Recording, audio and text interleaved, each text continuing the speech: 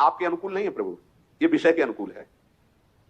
पर प्रभु मेरे मन में एक विश्वास हो गया है कि आपकी मूर्ति कृपामयी है और जीव ने नाम की ओट ली है तुलसी प्रतीत एक प्रभु मूर्ति कृपामयी है और नाम की ओट जीव ने ले ली है, बस अब सब कुछ हो जाएगा। चौथी बात, प्रत्येक प्राणी में, संसार की प्रत्येक वस्तुओं में मेरे प्रभु समाये हुए हैं। या यहां सिद्धावस्था आती है। ये तीन बातें बहुत जोर की। पहली है भगवत स्मृति, इसी में सब कुछ हो जाता है, पर बड़ा कठिन है, इसलिए नाम जप जिह्वा के द्वारा, उसमें भी बहुत, कहां रोज नाम महिमा सुनते हैं, इतनी प्रीति कहां हो रही। तो बोले तीसरी बात पकड़ लो कि हम पर प्रभु की बहुत कृपा है और भगवत कृपा से मुझे इसी जन्म में मुझे भगवत प्राप्ति होगी। चौथी बात, ये बहुत ही आवश्यक है, क्योंकि अगर ये नहीं तो भजन करना कठिन, बचाना कठिन, पचाना कठिन। इससे भजन तुम्हारा पच जाएगा, तुम सिद्ध हो जाओगे। जैसे चावल सिद्ध हो जाता है तो कहीं भी दबाओ, उसमें कड़ापन नहीं रहता। ऐसे जो सिद्ध हो जाता है तो उसके हृदय में कठोरता नहीं रहती, प्रेम से द्रवित हृदय होता है। कठोर हृदय में ही काम, क्रोध, लोभ, मोह, मद मत्सर रहते हैं, शुष्क हृदय में, द्रवित हृदय में नहीं रहते। प्रत्येक प्राणी, संसार के प्रत्येक वस्तु में मेरे भगवान विराजमान है। कोई ऐसी जगह नहीं जहां भगवान ना हो। ये बैठालना है, हमें दिखाई दे रहा है, माइक है, दिखाई दे रहा है, लेकिन जब सृष्टि नहीं थी तो माइक नहीं था। जब सृष्टि नहीं रहेगी तो माइक नहीं रहेगा। बीच में माइक जो दिखा रहा है कौन? जो सृष्टि के पहले था, जो सृष्टि के बाद में था, वही बीच में भी। मत्ता परतरम नान्यत किंचित अस्ति, किंचन मात्र, कुछ और नहीं, मेरे प्रभु बने हुए हैं। प्रहलाद जी की सिद्धावस्था यही तो हुई थी गुरुदेव नारद की कृपा से। सर्वत्र भगवान है, तो खंबे से भी नरसिंह भगवान, नामदेव जी कुत्ते से भगवान को प्रकट कर लिया, श्वान में भी भगवान, भूत में भी भगवान। ये चौथी सिद्धावस्था है।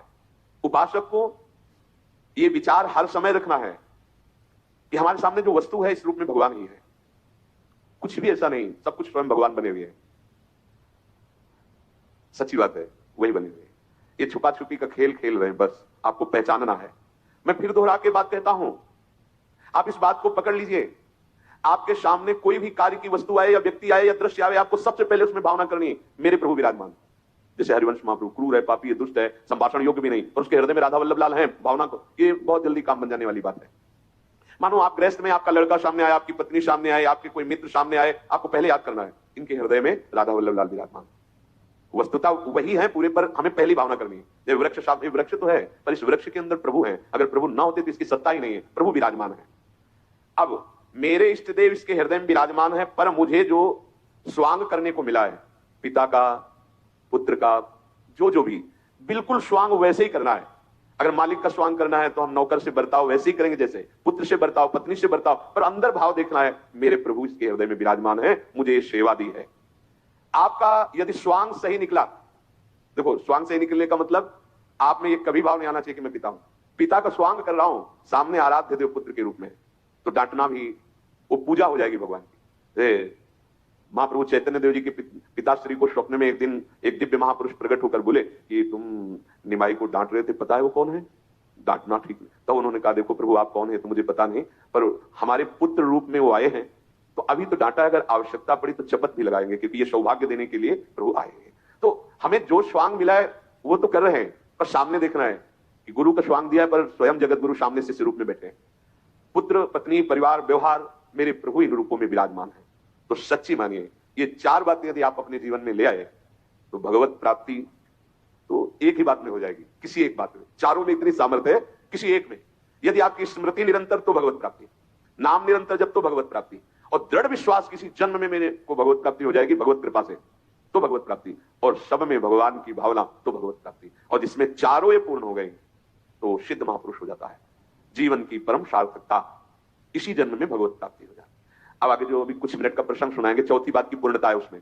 चौथी बात कि हर वस्तु भगवान बने हुए हैं।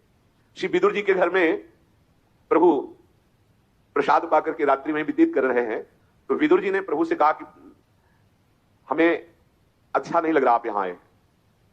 विदुर जी ने कहा कि प्रभु नेदम सम्यक व्यवसितम केशवागमनम तव, आपका आगमन यहां होना ठीक नहीं है, क्योंकि इन दुष्ट लोगों की दुष्टता का मुझे पहले से ही भान है।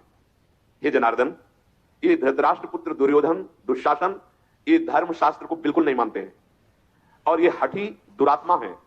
मुझे आपका आना अच्छा नहीं, क्योंकि ये आपकी अवहेलना करेंगे। भीष्म, द्रोणाचार्य, कृपाचार्य, कर्ण, अश्वत्थामा, जयद्रथ, इन पर वो दुर्योधन भरोसा रखता है, इसलिए वो आपका अपमान करेगा पक्का।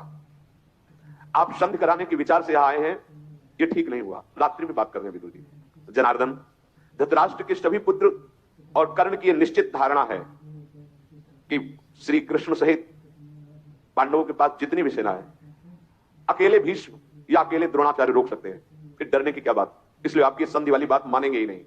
मधुसूदन जो मूर्ख है, बुद्धिहीन है, अधर्म में प्रीति करता है, उसको समझाना व्यर्थ है, क्योंकि वो मूर्ख हृदय न चेत, चाहे गुरु मिले बिरंचिशम। ये दुर्बुद्धि दुर्योधन बड़े बड़े ऋषियों ने समझाया तो भी इसकी समझ में नहीं आया। इसके मन में यह भ्रम बैठा हुआ कि अकेला कर्ण ही पांडवों पर विजय प्राप्त कर लेगा। किशोर, ये धृतराष्ट्र के सभी पुत्र मृत्यु को प्राप्त होने वाले हैं। क्यों? क्योंकि जो अधर्माचरण करता है वो जीता हुआ दिखाई दे रहा है,